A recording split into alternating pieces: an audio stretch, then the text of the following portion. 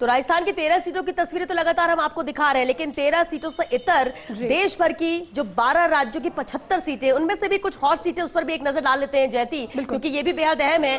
कई ऐसे दिग्गज हैं जिनके साथ दांव पर। चलिए शुरुआत वायनाड लोकसभा क्षेत्र से ही करते हैं। ये देखिए, यहां से बीजेपी ने के सुरेंद्रन को अपना कैंडिडेट बनाया है। राहुल गांधी कांग्रेस से है, पिछली बार भी वो यहां से कैंडिडेट थे, जीत कर आए थे। और इसके अलावा सीपीआई से एनी राजा यहां पर कैंडिडेट है, यानी कि कड़ी टक्कर इस सीट पर देखने को मिलेगी। लेकिन इस सीट का बैकग्राउंड भी जानना जरूरी है। चलिए सीधे रुक करते हैं सहयोगी विजेंद्र का।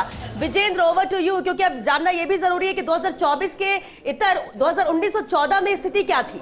बिल्कुल श्वेता, लेकिन उससे पहले जो के सुरेंद्रन का आपने जिक्र किया, देश भर में दूसरे चरण में जो कैंडिडेट इस वक्त मैदान में है, सबसे ज्यादा अगर क्रिमिनल चार्जेस किसी के ऊपर हैं तो वो के सुरेंद्रन के ऊपर है। वहीं इस सीट पर बीते चुनाव में एक बड़े मार्जिन के साथ राहुल गांधी जीते थे, 4.5 लाख से ज्यादा के मार्जिन के साथ वो चुनाव जीते थे।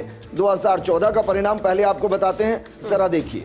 यहाँ कांग्रेस से जिनको उतारा गया, MI शहनवाज को 34% वोट उनको मिले, जबकि सातन मौखरी को यहां 32.61% वोट मिले और महज 20,000 के आसपास का ये अंतर था। 2019 में राहुल गांधी अमेठी और यहां से चुनाव लड़े, वायनाड से। अमेठी वो हार गए, लेकिन यहां 4.5 लाख वोटों से चुनाव जीते। लेकिन इस बार इनकी राह ज्यादा आसान नहीं है।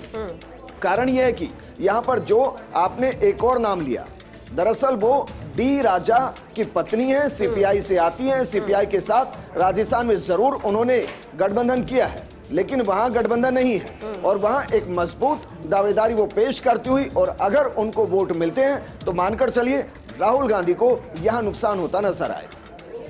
बिल्कुल, तो ये 2019 की तस्वीर है। लेकिन इससे पहले जयती, आप अगली सीट का रुख करें। योगेश जी, इस पर एक रिएक्शन जरूर। वायनाड सीट पिछली बार 2019 से 2024 में स्थितियों में कितना बदलाव आपको लगता है, या कितनी मुश्किल राहुल गांधी के लिए? देखिए, मेरा विचार इससे थोड़ा सा भिन्न है। और पहले मैं थोड़ा सा करेक्शन कर लूं कि राजस्थान में सीपीआई के साथ अलायंस नहीं है, सीपीएम के साथ अलायंस है। जो अमराराम है वो सीपीएम के कैंडिडेट है और ये एनी राजा सीपीआई के कैंडिडेट है। वायनाड घोर कांग्रेसी सीट है, मतलब कांग्रेस का यहाँ पर जबरदस्त होल्ड है और माइनॉरिटी बड़ी संख्या में है, क्रिश्चियंस बड़ी संख्या में है। तो राहुल गांधी के लिए कोई ज़्यादा दिक्कत नहीं आने वाली ये वायनाड से जीत दर्ज करने में, क्योंकि मुझे लगता है कि राहुल गांधी ने इस क्षेत्र को छोड़ा नहीं। वो अक्सर वायनाड जाते रहते थे और यात्रा के बीच में भी जाते थे और लगातार वहां पर उनकी सक्रियता देखने को मिली है। और हमने देखा है उनके कार्यक्रमों में लोगों की संख्या बल कितना जबरदस्त रहता था। इस बार भी कोई मुश्किल राहुल गांधी के लिए नहीं है, आराम से वो ये सीट निकाल सकते हैं। बिल्कुल, मैंने जैसे कहा कि इसका नेचर इस सीट का कांग्रेसी रहा है और बहुत मजबूत गढ़ कांग्रेस का कहा जाता है। ठीक है, दूसरी सीट का रुख करते हैं। अब देखते हैं मलप्पुरम लोकसभा सीट के समीकरण क्या कहते हैं, ग्राफिक्स के जरिए समझने की कोशिश करेंगे। तो देखिए, मलप्पुरम लोकसभा क्षेत्र बीजेपी की ओर से डॉक्टर अब्दुल सलाम यहां पर इस बार 2024 के चुनावी मैदान में है। तो फिर IUML ET मोहम्मद बशीर को मैदान में उतार चुकी है। साथ ही आपको बता दें, क्योंकि त्रिकोणीय मुकाबला यहां पर भी है, तो सीपीआई की ओर से VA वसीफ यहां पर चुनावी मैदान में है। सीधे रुख करते हैं न्यूज रूम का, वहां से सहयोगी विजेंद्र हमारे साथ बने हुए हैं। Vijendra, over to you. देखिए, अब्दुल सलाम जो है, वैसे तो योगेश जी ज्यादा अच्छे से बता पाएंगे, लेकिन वो कुलपति रह चुके हैं, वो प्रधानमंत्री मोदी के बेहद करीबी हैं, राष्ट्रीय अल्पसंख्यक मोर्चा के उपाध्यक्ष हैं और इसके साथ साथ उनकी जब आप सोशल मीडिया को खंगालेंगे तो खुद से ज्यादा प्रधानमंत्री के चेहरे नजर आएंगे। लेकिन इस पर अगर 2 चुनाव के वोटिंग परसेंटेज की बात करें तो 2014 में E अहमद 42.31% वोट के साथ चुनाव जीते थे, जबकि PK सैनाबा 23.49% वोट उनको मिले थे। 19 की बात करें तो PK कुलानी कुट्टी यहां से 57.01% वोट के साथ जीते थे, जबकि VP शानू यहां चुनाव हार गए थे। IUDR इसके अलावा SDPI भी यहां पर महत्वपूर्ण भूमिका निभाती हैं।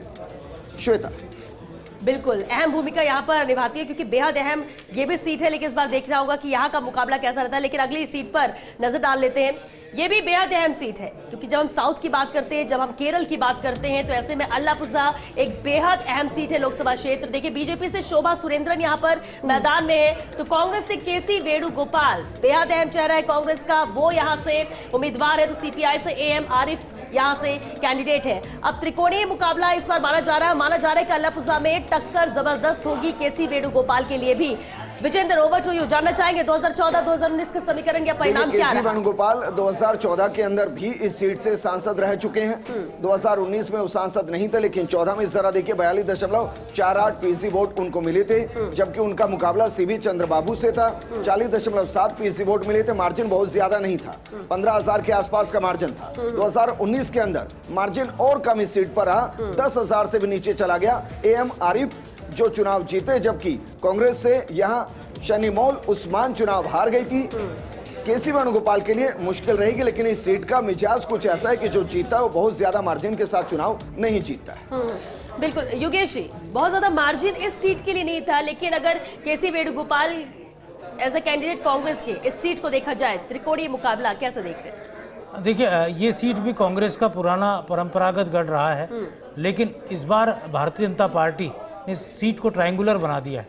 तो कहा जा सकता है दक्षिण भारत में केरला के अंदर, और खुद केसी वेणुगोपाल उस वर्ग से ताल्लुक़ रखते हैं जो कांग्रेस का परंपरागत जातीय समूह से जुड़ा हुआ वर्ग है, और यहाँ पर कम्युनिस्ट पार्टी का कैंडिडेट जो है वो यहाँ पर पूरे चुनाव में दोनों को कड़ी टक्कर देता हुआ नजर आ रहा है। बीजेपी जितना वोट गेन करेगी उतना कांग्रेस को यहाँ नुकसान हो सकता है। ठीक है, चलिए आगे बढ़ते हैं और अब रुक करते हैं दूसरी अगली लोकसभा सीट का। अब ये लोकसभा सीट भी काफी ज्यादा चर्चाओं में रहती है। तिरुवनंतपुरम की लोकसभा सीट है। तिरुवनंतपुरम लोकसभा क्षेत्र से भारतीय जनता पार्टी ने राजीव चंद्रशेखर को चुनावी मैदान में 2024 में उतारा है, तो कांग्रेस ने शशि थरूर, जो कि काफी चर्चित चेहरा है, कांग्रेस पार्टी का बड़ा चेहरा, वो चुनावी मैदान में है। विजेंद्र, आप बताइए 2014 और 2000 चुनाव का वोटिंग पैटर्न तिरुवनंतपुरम में क्या रहा और इस बार क्या संभावना है वहां पर इस समीकरण को? यदि वैसे तो ये सीट कांग्रेस की सीट कही जाती है, शशि थरूर की परंपरागत सीट ये कही जाती है, लेकिन इसके जब वोटिंग परसेंटेज को आप समझेंगे तो 66% के आसपास इस पर हिंदू हैं, 19% के आसपास ईसाई है और 13% के आसपास मुस्लिम वोटर्स हैं। यहाँ आपको ध्यान होगा 2019 में सबरीमाला का केस हुआ था, उसके बाद शशि थरूर का मार्जिन यहाँ बढ़ा था, 41.19% वोट उनको मिले थे, जबकि यहाँ पर बीजेपी के कैंडिडेट को 27.95% वोट मिले थे। अंतर लगभग 95,000 के आसपास ये था, जबकि 2019 के अंदर हम जिक्र करें 14 में अंतर महज 15,000 के आसपास था, ज्यादा अंतर था नहीं।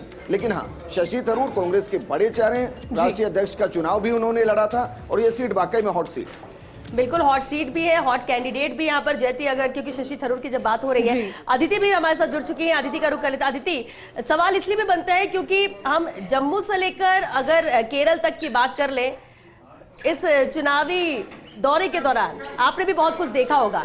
तिरुवनंतपुरम सीट, शशि थरूर इस बार 2024 केरला सीट, केरला पे इतना फोकस, सबसे पहले तो केरला को समझते हैं। ऐसा नहीं है कि केरला पे अभी भारतीय जनता पार्टी का फोकस है।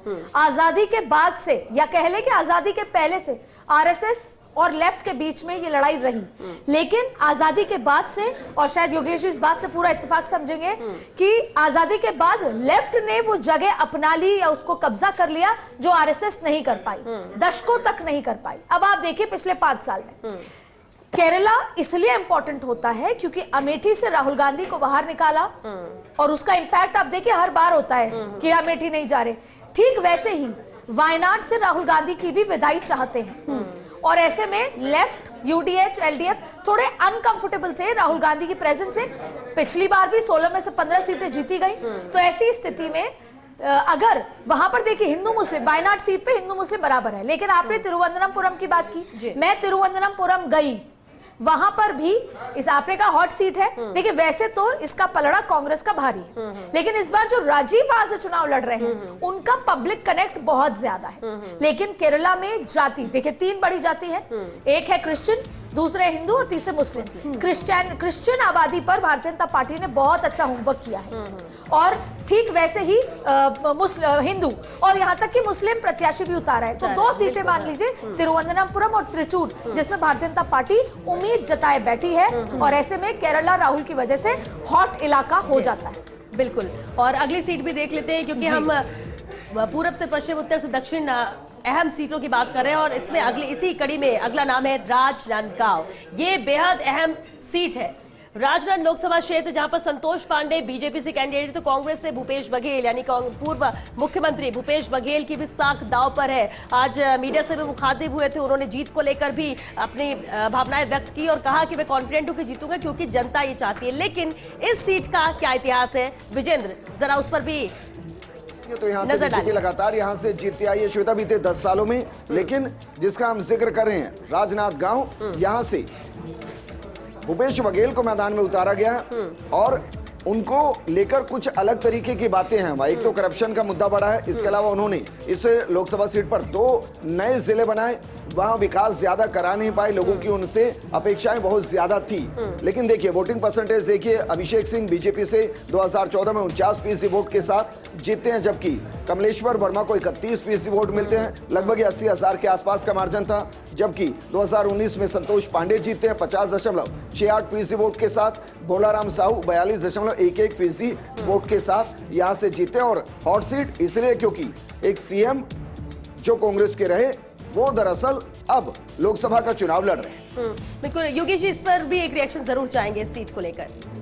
देखिए श्वेता, यहाँ पर साख दाव पर है भूपेश बघेल की, और क्योंकि विधानसभा चुनाव में कांग्रेस पार्टी की वहाँ से रवानगी हो गई और अब एक्स सीएम ने चुनाव लड़ा है, और कहा जा सकता है कि यहाँ पर ओबीसी मतदाता बड़ी संख्या में है और खुद ओबीसी वर्ग से आते हैं भूपेश बघेल। तो यही कारण है कि वो उनको लगता है कि यहाँ पर खासतौर से कुर्मी, तेली और तमाम जो ओबीसी वर्ग की जातियाँ हैं अब वो उनके साथ जुड़ेंगी।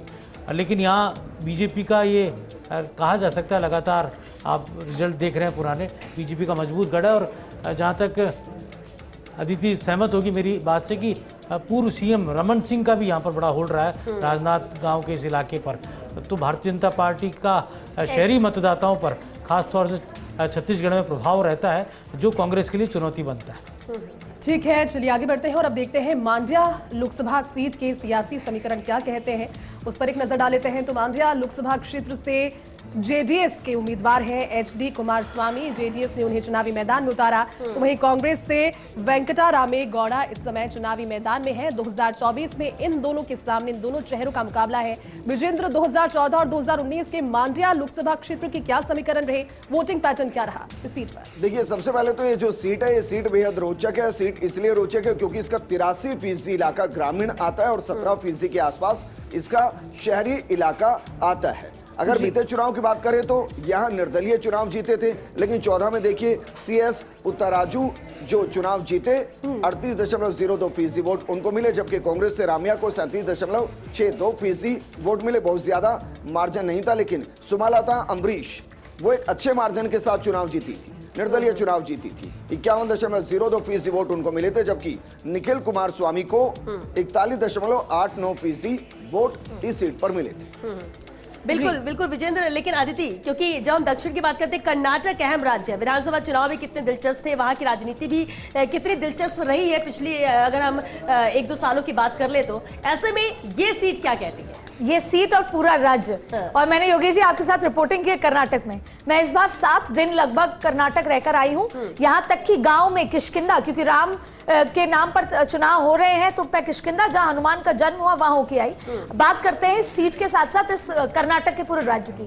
कर्नाटक क्यों महत्वपूर्ण है इस चुनाव में, बिंदुवार समझिए। पहला, कर्नाटक वो राज्य है, अगर भारतीय जनता पार्टी, आपने लेटली सुना होगा श्वेता, 370, अगर भारतीय जनता पार्टी को 300 तक भी जाना है तो कर्नाटक वो राज्य है जहां पर क्लीन स्वीप करना ही होगा, उसके बिना 300 नहीं टच किया जा सकता। सेकंड, दक्षिण का वो राज्य जहां पर भारतीय जनता पार्टी खुद को कंफर्टेबल मानती है और उम्मीद करती है। तीसरा फैक्टर सुनिए आप, जेडीएस के सर्वाइवल की बात, ये वो राज्य है जहां से प्रधानमंत्री रह चुके हैं। अगर मैं देवेगौड़ा जी की बात करूं, ये वो राज्य है जो चिकमंगलुरु, इंदिरा गांधी का रिवाइवल हुआ, ये वो राज्य है जहां पर से आते हैं मल्लिकार्जुन खड़गे, पार्टी के राष्ट्रीय अध्यक्ष, दलित चेहरा। ये वो राज्य है जहां पे भारतीय जनता पार्टी के बीएल संतोष संगठन मंत्री आते हैं, जिन्होंने विधानसभा में फ्रंट फुट पे बैटिंग की, इस बार उनको बैक फुट पे लाकर जो मैं देवेगौड़ा, सॉरी माफ कीजिएगा, येदियुरप्पा, उनको इस बार बॉल दिए वापस से, तो उनका भी सर्वाइवल डिपेंड करता है। इसके साथ साथ जो अर्बन वोटर है, और सबसे बड़ी बात जो 2.5 साल का जो अग्रीमेंट है बिटवीन कांग्रेस के नेताओं के बीच में कि 2.5 साल सीएम 2.5 साल सीएम, तो श्वेता अगर यहाँ पर कांग्रेस ने अच्छा प्रदर्शन नहीं किया तो आप देखिएगा अंदर खाने जो फूट है वो आपको बड़ी होती हुई नजर आएगी। और इसके साथ साथ सबसे महत्वपूर्ण बात क्या है, कर्नाटक में सबसे महत्वपूर्ण बात है जाति पर चुनाव होगा, राष्ट्र मुद्दों पर। जो युवा है और जो अर्बन इलाका है वो भाजपा को सपोर्ट करता है और जो गांव का इलाका है वो कांग्रेस को सपोर्ट करता है। जयती, एक खास बात और है, एचडी कुमारस्वामी पूर्व सीएम है और ये जो मैसूर की पट्टी है जो बेंगलोर से मैसूर की तरफ जाती है उसके बीच में मांड्या पड़ता है।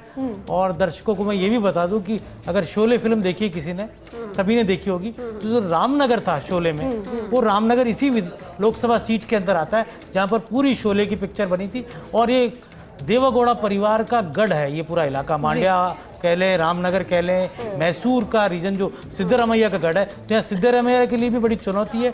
और एक बड़ी बात यहाँ पर है कि अलायंस हो चुका है बीजेपी और यहाँ पर कुमारस्वामी की पार्टी का, देवगौड़ा की पार्टी का, तो उसका फायदा यहाँ पर अलायंस को मिलेगा।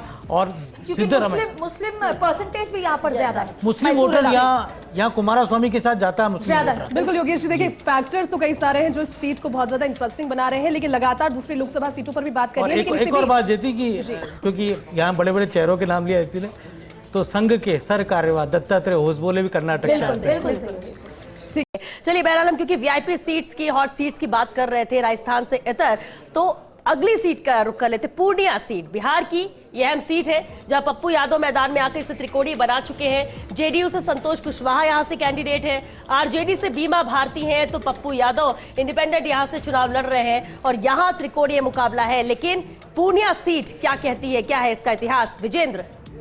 ये बीते 10 सालों से यहाँ जेडीयू अपना सांसद बनाती आई है। पप्पू यादव इससे पहले भी सांसद रह चुके हैं और पप्पू यादव दरअसल उनका असली नाम राजेश रंजन है। पप्पू यादव के नाम से सियासत में वो काफी विख्यात है। इस सीट पर जो कास्ट है वो बहुत मैटर करती है। 7 लाख के आसपास यहाँ मुस्लिम वोटर्स हैं जो सबसे ज्यादा हैं। उसके बाद यहाँ जो दलित और आदिवासी हैं वो दूसरे नंबर पर हैं जो 4 लाख के आसपास है। यादव वोटर 1.5 लाख के आसपास हैं जो तीसरे नंबर पर हैं। कहा जा रहा है कि मुकाबला बीमा भारती और पप्पू यादव के बीच में नहीं, दरअसल तेजस्वी और पप्पू यादव के बीच में है। लेकिन बीते 2 चुनाव, जैसा कि मैं कह रहा था कि यहां से जदयू जीतते आए हैं संतोष कुमार 2019 में 54.85%, जबकि उदय सिंह कांग्रेस के 32.02% और 2014 के अगर परिणाम को इस सीट का देखें तो संतोष कुमार 36.3% के साथ चुनाव जीते थे।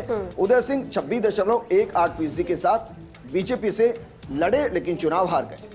अदिति, लोकसभा चुनाव से पहले बिहार में भी बहुत घटनाक्रम देखने को मिला है। यहाँ किसी ने साथ छोड़ा, किसी के साथ गए, फिर बहुत कुछ हुआ। और ऐसे में अगर इस पूर्णिया सीट पर ही फोकस करें तो पूर्णिया सीट देखिए, तो बिहार में जब बच्चा ही पैदा होता है उसकी रग रगों में पॉलिटिक्स होती है। और इस 2024 की पॉलिटिक्स में तो यही बिहार है जहां पे सब कुछ इंडिया गठबंधन या इंडिया ब्लॉक की जो रीढ़ की हड्डी है वो यहां से हटा दी गई, बदल दी गई, मतलब भारतीय जनता पार्टी की स्ट्रैटेजी। अब पूर्णिया पे आते हैं। वैसे तो बिहार में आज जिन 5 सीटों पर चुनाव है वो 5 सीटें भारतीय जनता पार्टी की। जो 370 का आंकड़ा है ना वो इस इन 5 सीटों के लिए है ही नहीं, 400 पार के लिए, क्योंकि यहाँ पे एनडीए ज्यादा मजबूत है।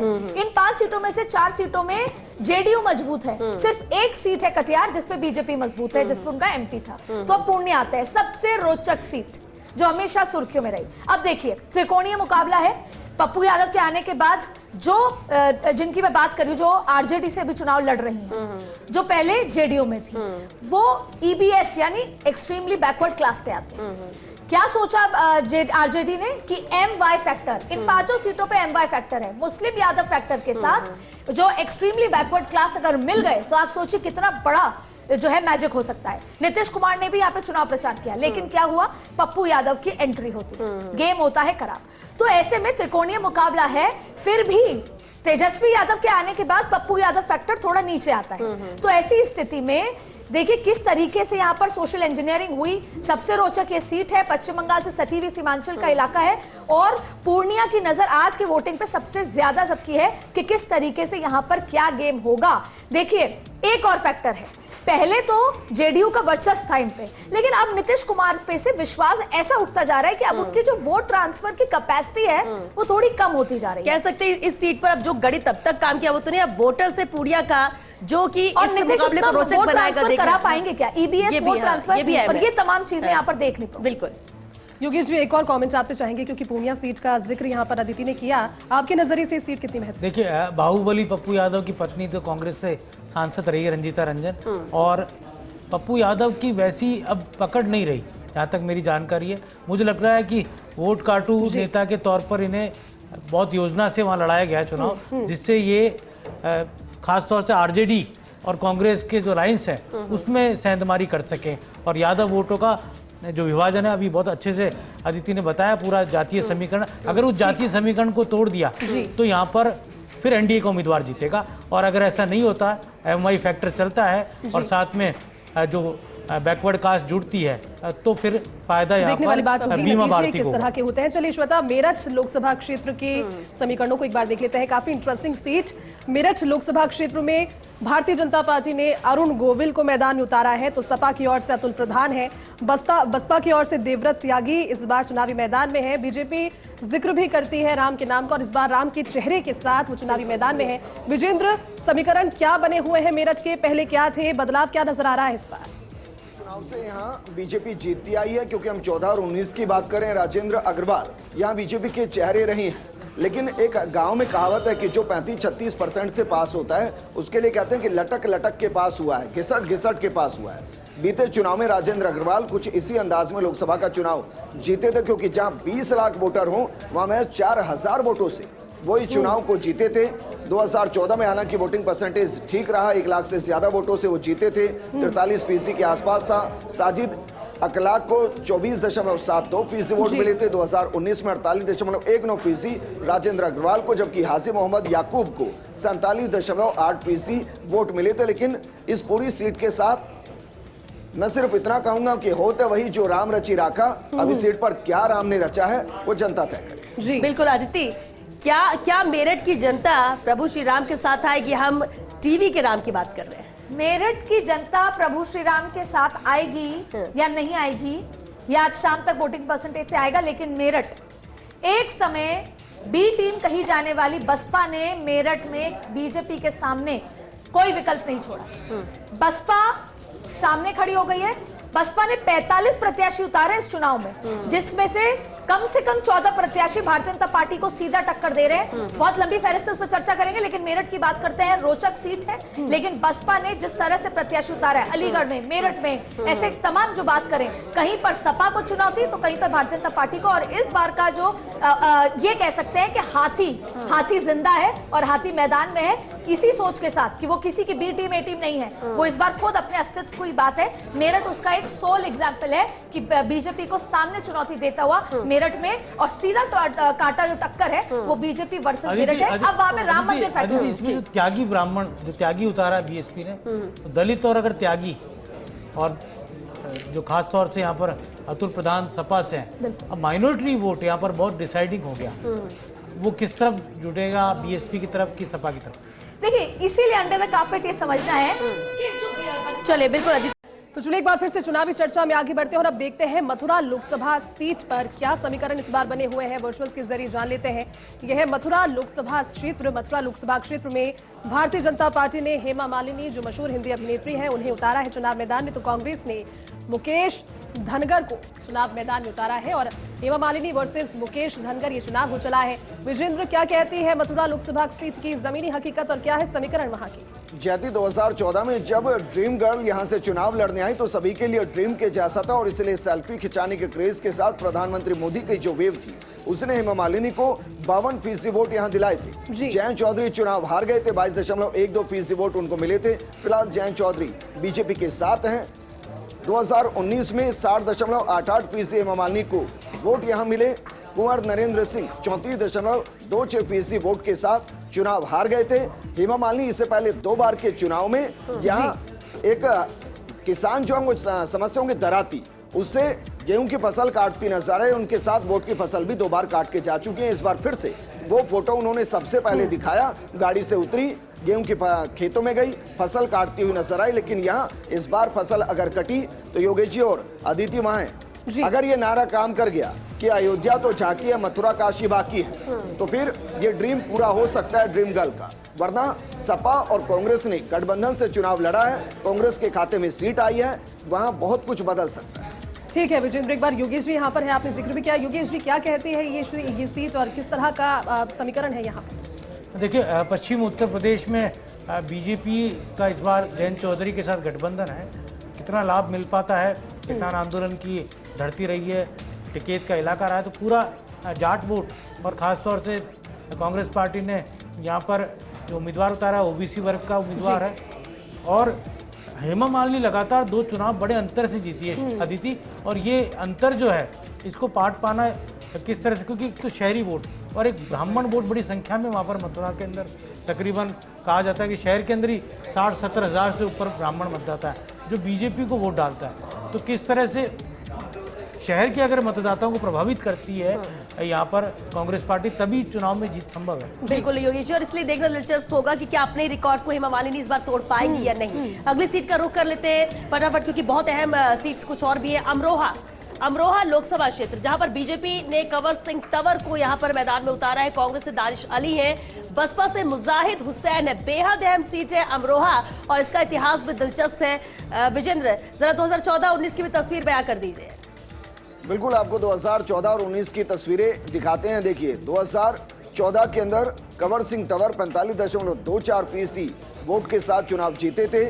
हुमेरा अख्तर 31.7% वोट के साथ सपा की चुनाव चिन्ह के साथ चुनाव हार गई थी। जबकि अगर 2019 की बात करें तो कुंवर दानिश अली यहां बसपा से 51.41% वोट के साथ चुनाव जीते थे। जबकि बीजेपी के कंवर सिंह तंवर 46% वोट हासिल करने में तो कामयाब रहे, लेकिन कमल खिलाने में श्वेता वो कामयाब नहीं हो पाए। बिल्कुल, हार का सामना करना पड़ा योगेश जी। एक शॉर्ट पे कमेंट इस पर जरूर चाहेंगे, और इस बार फिर से मैदान में कंवर सिंह तंवर। देखिए, कंवर सिंह बड़े गुजर नेता हैं, पूरे देश के सबसे बड़े गुजर नेता। और आपको ध्यान, हमारे जो राजस्थान से चुनाव लड़ रहे हैं सुखबीर जौनापुरिया, उनके रिश्तेदार हैं, दोनों आपस में रिश्तेदार हैं। और यहाँ पर खास तौर से क्योंकि दो जो विरोधी दल के उम्मीदवार हैं दोनों ही मुस्लिम वर्ग से आते हैं, तो क्या यहाँ पर कंवर सिंह कितने मजबूत रहेंगे? एक गुजर समुदाय से तो आते हैं, एक बड़ा फैक्टर उनके साथ, और हिंदू वोटों की अगर लामबंद होता है पूरा उनके साथ, तो यहाँ कहा जा सकता है बीजेपी को लाभ हो सकता है, क्योंकि मुस्लिम जो वोट है उसके डिवाइडेशन यहाँ लगभग तय मान सकते हैं हम। ठीक है, चलिए आगे बढ़ते हैं श्वेता, और अब रुक करते हैं उस सीट का जो कि लोकसभा सीटों में, उन सीटों में शुमार है जिसमें आज चुनाव है। गौतम बुद्ध नगर, ये लोकसभा क्षेत्र गौतम बुद्ध नगर, उसमें से आज भारतीय जनता पार्टी ने डॉक्टर महेश शर्मा को जहां चुनावी मैदान में इस बार उतारा है, तो वहीं सपा की ओर से राहुल अवाना इस बार चुनावी मैदान में है। बसपा ने यहां पर राजेंद्र सोलंकी को चुनावी मैदान में उतारा है। और गौतम बुद्ध नगर में 2014 और 2019 में क्या वोटिंग पैटर्न रहा, ये बताएंगे हमें विजेंद्र। जैती, बीजेपी ने टिकट को रिपीट किया है, वापस महेश शर्मा को मैदान में उतारा है यहाँ पर। लेकिन इसको, जिसको हम गौतम बुद्ध नगर कह रहे हैं जी, ये नोएडा के नाम से भी विख्यात रही है सीट। और यहाँ के जातिगत समीकरण बहुत अलग तरीके के हैं। यहाँ ठाकुर 4 लाख हैं, यहाँ मुस्लिम 3.5 लाख हैं। इसके अलावा अगर बात करें बाकी जातियों की, तो उनका भी वोटिंग परसेंटेज कुछ इसी तरीके का, किसी एक कास्ट का बहुत ज्यादा सीधा प्रभाव 30-35% के आसपास नजर नहीं आता है। लेकिन महेश शर्मा यहाँ 43.05% वोट 2014 में हासिल करते नजर आए थे। नरेंद्र भाटी सपा से 22.94% वोट उनको मिले थे, वो चुनाव हार गए थे। जबकि 2019 की अगर बात की जाए तो 2019 के अंदर भी महेश शर्मा चुनावी मैदान में थे, 59.64% वोट उनको मिले थे। जबकि बसपा से सतवेर दूसरे नंबर पर रहे थे, 35.46% वोट मिले। और जो विधानसभा का चुनाव हुआ था, दरअसल इस संसदीय क्षेत्र में 5 विधानसभा सीटें आती हैं, और महेश शर्मा के लिए प्लस यह है कि उन 5 के 5 पर फिलहाल कमल खिला हुआ है। ठीक है, अदिति से भी जान लेते हैं। लेकिन जयती, कमल यहाँ पर खिला विजेंद्र, लेकिन विरोध भी देखने को मिला था महेश शर्मा के नाम को लेकर। यहाँ रिस्क लिया है भारतीय जनता पार्टी ने, महेश शर्मा के लिए रिस्क लिया है। और राजनाथ सिंह जी की सिफारिश है ये, पहले भी और अभी भी। अब आप देखिए, अगर संक्षिप्त में बात करें तो यहाँ पे कितने, एक तो ये नोएडा में जो भी नतीजा रहेगा वो दिल्ली की सीटों को इंपैक्ट करता है। नोएडा को लगभग दिल्ली मानते हैं, दिल्ली में आप देखिए अरविंद केजरीवाल तमाम तरीके, तो नतीजा ये इंपैक्ट बताएगा किस तरीके का वोटिंग परसेंटेज है। तो दूसरी बात है, पहली बात ये है डोर टू डोर कैंपेन करने के लिए कहा है, माफी मांग गए हैं ये घरों में, गले मिले हैं, हाथ मांगे, क्योंकि वो कहीं ना कहीं नाराजगी थी। तो आप देखिए इसमें पोलराइजेशन भी इफेक्ट करेगा और डेवलपमेंट, दोनों ही इशू हैं। और इस बार रिस्क लेते हुए भारतीय जनता पार्टी ने इनको रिपीट किया है सिफारिश की वजह से। बिल्कुल, अगली सीट पर भी नजर आ लेते हैं, बेंगलुरु दक्षिण सीट, ये भी अहम सीट है। जब कर्नाटक की हम बात करते हैं, साउथ बेंगलुरु लोकसभा क्षेत्र, जहां पर तेजस्वी सूर्या है बीजेपी से, तो एक कांग्रेस से सौम्या रेड्डी है, यानी तेजस्वी सूर्या वर्सेस सौम्या रेड्डी। इस बार भी क्या जीत दर्ज कर पाएंगे? क्या कहते हैं 2014-19 का समीकरण? बिल्कुल, अगर श्वेता इसके समीकरण की बात करें तो एक युवा चेहरे हैं और बीजेपी की युवा ब्रिगेड को नेतृत्व भी वो करते हैं तेजस्वी सूर्या, और उसका असर आपको चुनाव परिणाम के दौरान नजर भी आया था, क्योंकि जब 2019 का चुनाव आप देखेंगे तो एक अच्छी खासी वोट परसेंटेज उनको मिली थी, और ये सीट मूल रूप से बीते कुछ सालों से या कहीं बीते कुछ चुनावों से बीजेपी के ही पक्ष में जाती हुई नजर आई। ठीक है विजेंद्र, अब रुक करते हैं उस सीट का जो कि लगातार सुर्खियों में टेलीविजन की, भले ही वो अखबार की हो, बनी रहती है। अमरावती लोकसभा सीट ये है, तो अमरावती लोकसभा क्षेत्र में इस बार कौन हु वर्सेस हु है ये जान लेते हैं। नवनीत राणा भारतीय जनता पार्टी से एक बार फिर से यहाँ पर चुनावी मैदान में, तो कांग्रेस ने बलवंत वानखेड़े को चुनावी मैदान में उतारा है, तो चुनाव हो चला है नवनीत राणा वर्सेस बलवंत वानखेड़े। विजेंद्र, ये सीट अमरोहा हर बार अखबार की सुर्खियों में, टेलीविजन सुर्खियों में बनी होती है, लेकिन इस बार 2014-2019 के समीकरणों के आगे बढ़कर देखें तो 2024 किस तरह से नजर आ रहा है इस बार विजेंद्र? देखिए, संकट मोचन नाम तिहारो, और नवनीत के लिए वाकई में हनुमान चालीसा का पढ़ना क्या वाकई में उनको कांग्रेस के साथ अटैच कर गया, क्योंकि 2014 में देखिए नवनीत राणा चुनाव लड़ी, लेकिन वो चुनाव हार गई। चुनाव हारी शिवसेना से, आनंद राव विठोवा से। उसके बाद अगर बात करें 2019 के चुनाव की, तो 2019 के चुनाव में वो चुनाव लड़ी और 45.93% वोट उन्होंने जीते, जबकि आनंद राव 42.61% वोट ही हासिल कर पाए। ज्यादा मार्जिन दोनों के बीच में नहीं था जीत का, लेकिन जिस तरीके से शिवसेना या कहें कि हनुमान चालीसा के पाठ को लेकर वो वहां सुर्खियों में रही, उसके बाद हालांकि वहां शिवसेना ही दो हो चली, एक उद्धव ठाकरे की शिवसेना है और एक वहां पर एकनाथ शिंदे की शिवसेना है।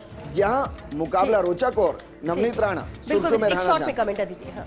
आज ही के दिन के लिए जो पिछले 5 साल 4 साल 3 साल में जो घटा महाराष्ट्र में, वो इन्हीं चुनाव के लिए हुआ था। सब जो बदलाव हुआ, जैसा विजय बोल रहा है। अब नवनीत राणा पे शॉर्ट कमेंट ये है, नवनीत राणा बहुत फेमस है पार्लियामेंट में एक अलग तरीके से। अब ये इंडिपेंडेंट थी और ये भारतीय जनता पार्टी में आ गई, चुनाव लड़ रही है। हाल ही में इन्होंने एक ऐसा कमेंट दिया जो सुनने में लगा कि एंटी मोदी है। वजह यह है कि वहां का वोटर उस तरीके से भाजपा के लिए वोट नहीं कर रहा, तो नवनीत राणा ने स्ट्रेटेजी बी अपनाई और बीजेपी से कंसल्ट करके अपनाई, और उन्होंने कहा कि मैं पहले भी जीती थी बिना नरेंद्र मोदी के, आप मुझे वैसे ही जिताइए। यानी कि वोटरों को बाहर निकालना। वो वोटर जो बीजेपी के नाम पे वोट नहीं कर रहा, वो नवनीत राणा को इंडिपेंडेंट समझ के वोट करे। स्ट्रेटेजी, बिल्कुल बिल्कुल, ये स्ट्रेटेजी अपनाई। अगली अहम सीट है, साउथ की ये सीट है, चलिए उस पर भी नजर डाल देते हैं। पथनामथिट्टा लोकसभा क्षेत्र, और यहां से बीजेपी से अनिल के एंटनी मैदान में है, इनके सामने कांग्रेस के एंटो एंटनी है, तो साथ ही सीपीआई के डॉक्टर टीएम थॉमस है। दक्षिण की राजनीति में दिलचस्प है, कैंडिडेट भी यहां पर दिलचस्प है, त्रिकोणीय मुकाबला नजर आता है। क्या कहती है ये सीट अगर इसके इतिहास पर जाए विजेंद्र? श्वेता, अनिल एंटनी जो है वो कांग्रेस के बड़े नेता एंटनी के बेटे हैं, और कमाल की बात यह है कि बीजेपी से चुनाव लड़ रहे हैं और एंटनी कह रहे हैं कि आप कांग्रेस को वोट दीजिए। शायद बहुत कम ऐसी सीटें होंगी जब पिता कहे कि बेटे को आपको हराना है, क्योंकि वो पार्टी के साथ नहीं है। बहरहाल अगर इस चुनाव की बात करें, 2014 में एंटनी यहां से चुनाव लड़े, 34.96% वोट के साथ वो चुनाव जीते, जबकि के अनंत गोपन यहां 29.48% वोट हासिल करने में कामयाब रहे, लेकिन चुनाव हार गए। 2019 में एंटनी यहां 37.11% वोट कांग्रेस के चुनाव के सिंबल के साथ चुनाव लड़े, जीते, जबकि वीना जॉर्ज 32.8% वोट ही हासिल कर पाई, चुनाव हार गई। जी बिल्कुल विजेंद्र, तो बेहद बेहद अहम ये सीट रही है। अब अगली और अहम सीट का भी रुख कर लेते हैं, और ये सीट है अकोला सीट। क्या कहती है ये सीट, जरा इस पर भी देख लेते हैं। कैंडिडेट यहाँ पर अनूप धोत्रे है, बीजेपी से कैंडिडेट है अकोला सीट पर, तो वीबीए से प्रकाश आमरेकर है और ये भी अहम मुकाबला है। देखिए हर एक सीट बेहद महत्वपूर्ण है और हम सिर्फ हॉट सीट्स की बात कर रहे थे। विजेंद्र, एक कमेंट इस पर भी 14-19 के बदले को अगर हम देखें तो एक लंबे वक्त तक ये सीट बीजेपी के पास ही रही है। बीते 20 सालों से सीट बीजेपी के पास है। संजय धोत्रे के नाम से सीट इसलिए भी जानी जा रही है कि वो लगातार जीतते रहे, लेकिन इस बार मुकाबला अलग तरीके से है। संजय धोत्रे 40.78% वोट के साथ चुनाव जीते। 2014 में हिदायत उल्लाह बरकत को उन्होंने चुनाव हराया और लगभग 50% के मार्जिन से चुनाव हराया। 2019 में अगर देखते हैं तो संजय धोत्रे यहां फिर जीते। 49.53% वोट उनको हासिल हुए और लगभग 50% के मार्जिन से उन्होंने प्रकाश आंबेडकर को चुनाव हराया और संजय धोत्रे यहां लगातार विनिंग रहे हैं। लेकिन इस बार सियासत अलग है। बिल्कुल विजेंद्र, और ये थी वो हॉट सभा जो हॉट लोकसभा सीटें थी। कमेंट ले लेते हैं, योगेश जी हमारे साथ है। योगेश जी, अकोला लोकसभा सीट आपके नजरिए से कितनी महत्वपूर्ण, क्या कहती है ये सीट? देखिए बीजेपी का गढ़ है और खासतौर से कहा जा सकता है पूरे महाराष्ट्र में इस बार जो अलग तरह की सियासत है, शिवसेना शिंदे और बीजेपी का जो गठबंधन है उसको चुनौती तो कांग्रेस और शिवसेना उद्धव ठाकरे का ग्रुप और एनसीपी मिलकर दे रहे हैं। कितनी सफलता मिलेगी अलग बात है, लेकिन हॉट सीट्स को लेकर अदिति कई सीटों पर जाकर आई है। हॉट सीट्स का मिजाज जो होता है वो ज़्यादातर कहा जा सकता है कि जो राष्ट्रीय मुद्दे होते हैं उनके बहुत ज़्यादा टची होता है और एक तरह से कहा जाए तो उन सीटों पर उसी तरह से मतदाता वोट डालता है। विदर्भ बहुत अच्छा है महाराष्ट्र के लिए, लेकिन राम मंदिर का ही मुद्दा है। लेकिन जो ये स्प्लिट हुई है पार्टियां, वो अपने संगठन को नहीं संभाल पा रही, जो भाजपा को नुकसान दे सकता है। बिल्कुल, चलिए इस चर्चा को यहीं पर रोकते हैं। हालांकि लगातार कवरेज, खबरें और चर्चा भी आगे जारी रहेगी।